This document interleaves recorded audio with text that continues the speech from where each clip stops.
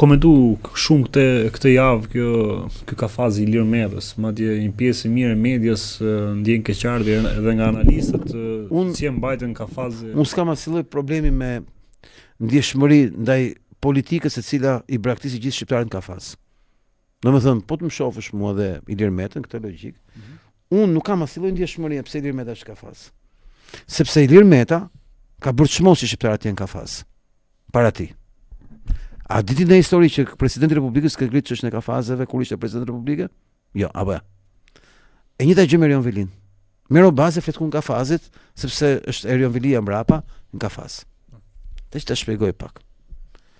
Në logjik thjesht edhe unë do të bëhem entuziast si gjithë budallet e tjerë kundër Ilir Metës, kundër Erion Velis, apo. Aty të rinë kafaz, apo. Po. Unë jam avokat.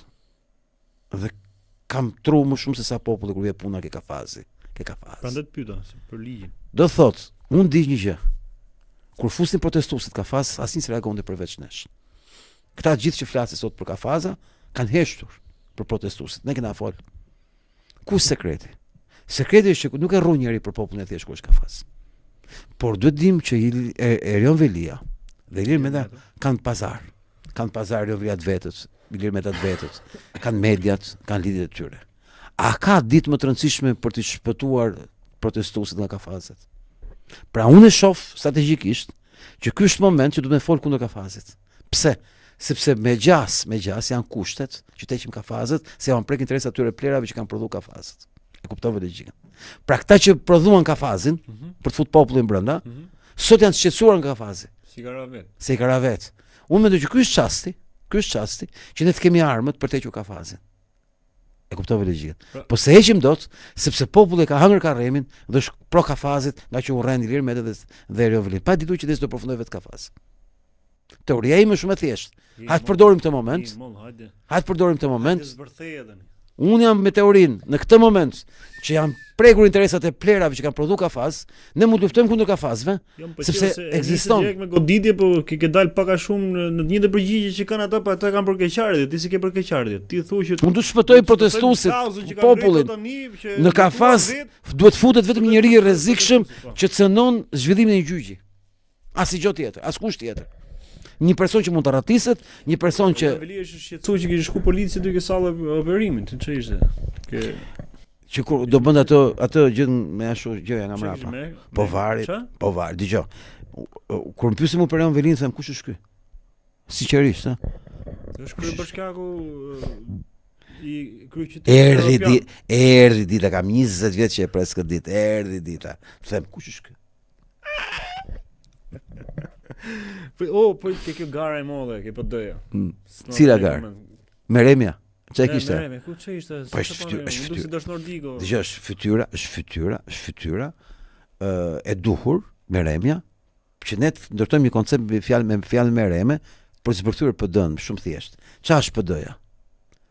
PD-ja është thjesht një grup i organizuar i bodyguardëve të familjes Berisha. Në formë deputetësh, përfaqësuessh politike etj etj. Nuk ja u ndjen fare, siç mendon Altin Tuf, Altin Goxha apo çdo Altin tjetër, se çfarë absurditeti ka futur vetën ata. Po s'ja u ndjen fare, po fare. Ndërkohë që gjithë Shqipëria tallet me këtë gjë, aty nuk ja u ndjen hiç. Pse s'ja u ndjen aty është pyetja për ty. Sepse ata janë marrë vesh me Ramën për reformën zgjedhore dhe e dinë që do të vetëm opozitë në maj. Pra, ata kanë garantuar pozicion të qenit opozitë. Ma kuptove? Si po tallin trapin kaq hapur. Nuk ja u ndjen më se ka kuptuar ç'emi ne. E din që ne e meritojmë, nga që ne, se tu çdo që të na bëjnë ata do rrim. Kishte dal sot duket atje, kishte dal që thoshte që kjo ka qenë, ku diun, kandidat gara, ku diun, nuk dua të di gjë. Më e mira, më e papara, më e mrekullueshmja, më e lira. Si mundet ata? Ti e di pse e doqën Salianin? Pse e përjashtuan? Për çfarë? Po sepse loja ishte shumë e thjeshtë. Saliani në momentin e dur, në kohën e dur, me mbështetjen e gjithë oligarkëve të mundshëm, fitonte të gjitha votat e pakënaqësisë. Pasi PD-ja është ndërtuar për të qenë me njësh dhe vendi bosh 2, 3, 4, ke parasysh? Dhe në momentin që Saliani vinte nga numri 5, bashkë me 5 me ata të tjerë që janë ke numri 5, dhe dilte përballë Berishës, merrte gjithë pakënaqësinë e PD-s dhe shkonte nga numri 1, nga numri 5 bëhesh numri 2. pa që rrinte, dysh do rrinte. Koncepti është që Saliani ishte një gjitje artificiale e prodhuar nga gjithë oligarkët e Shqipërisë që bësh figura numër 2 e PD-s. Ma kuptove logjik, për shkak të votave të pakënaqësisë nga Berishës. Domethënë nxjerr disa emra që ka takuar në burg, thotë që po vari me ne, këtu kanë si rëndësi për mua. Për mua ka rëndësi gjë. Andrea, çoj pak ai plan tjetër. Që PD-ja duke ndërtuar një parti që ka vetëm një, nuk ka dysha. Prodhon Salian. Turpi i kësaj partie është që ka përfunduar ke Saliani. Por mendo se sa balte ka bër kjo parti që ka këtë lloj strukture, këtë lloj mekanizmi, këtë lloj politike, këtë lloj njerëzish. Ka i Sali Berisha aty, ke parasysh? Që të gjithë e dinë që ka në lumë të bëhet kryeministër, dhe ai që me që s'bëhet kryeministër, po mi thot kryetar opozitë. Dhe tani alternativa përballë Berishës quhet Saliani. Të merri vërtet. Mendo sa push Karapazari. Si e shef? Salianin, një krijesë e Nriçilit, lidhur me të gjithë pisliqet e mundshme, me të gjithë oligarkët e Shqipërisë, një turp i vërtet. Do të linjë që është mbajtur, është mbrojtur gjithmonë. Ma kanë thënë gjithë anash ose kundër këtyre. Ma kanë thënë gjithë demokratët. Berisha ka bë. Ma kanë thënë thoshte dje më. Ma kanë thënë gjithë demokratët që mbështesin Salianin, të gjithë ata që njohin. Kaq keq që kemi punën sa kemi rake Salian. 100 veta në TikTok, ë? 100 veta në TikTok. Kaq keq që kemi punën sa kemi rake Saliani. S'kemi alternativë, s'ka si burtu. Është ndërtu parti pa dysha, pa tresha, vetëm njësh. Saliani për shkak të pakënaqësisë madhe fiton pikë, jo se është i duhuri. Po s'ka një tjetër njerëz sepse nuk ka mendere. E ka reale ky Saliani këtë, ha? Është stradë dhe kjo. Jo, më ka qenë projekt për të bërë kryetari i PD-s gjithë jetës. Që Kurçili e prodhoi në vitin 2000. Kjo përplasje me Berishën me Saliani është e vërtetë apo është? Edhe është e vërtetë 100%. Është e vërtetë. Saliani që përmend Berisha që ka takuar Salianin atje në burg. Unë nuk hy fare këtyre. E di pse nuk i hy. Sepse PD-ja ka një element që duke ka PS-ja.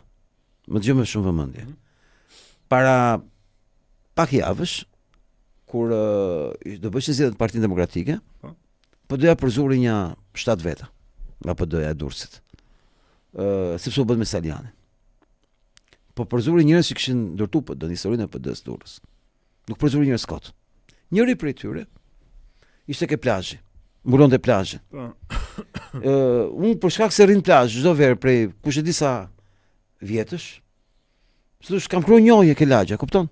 Sam si banor. Dhe këtë zotrinë kam njohur sidomos ko fushate. Dhe ky ishte një nga njerëzit më të përkushtuar pro linjës Berisha. Kur ishte përplasja Basha Berisha. Ishte nga njerëz që vitën në Tiranë me njerëz kur bëshe poshtë ballkonit Berishës. Pra ishte një njerëz që kishte investuar te kjo parti. Tjetër që se ç'mendojmë për investimet në parti, Qartë. Po flasim me kontributin e tij dhe vlerësimin që mori nga sa më është neveritur. Ajo parti ditën që kur unë hap faqen online, gjej një vrerë duke akuzuar këtë titull me Mdragetën, këtë burrin. Sepse ky ishte bërë me Saliani. Thash ta njerëz të shkelin me këmbë si gjarprinj, janë ca plera që nuk duan me ditë fare çka kontributi ka ajo parti, këta të bëjnë të zezën. E kanë si standard, e kanë si standard, nuk kanë kufi. Ja, më shumë vrasin këta se të PS-s. Ma kuptove ligjit. Dhe ai burri kishte thënë miku tim, vetë ma bënte PS-ja e prisja. Po të ma bëjshin këta. I joti ta fut sot. Jo, nuk është i joti ta fut. Këta janë të liq, kanë një lloj liqësie, këta nuk kanë kufi vëlla. Këta janë kështu, të pa kufi në formën e tyre.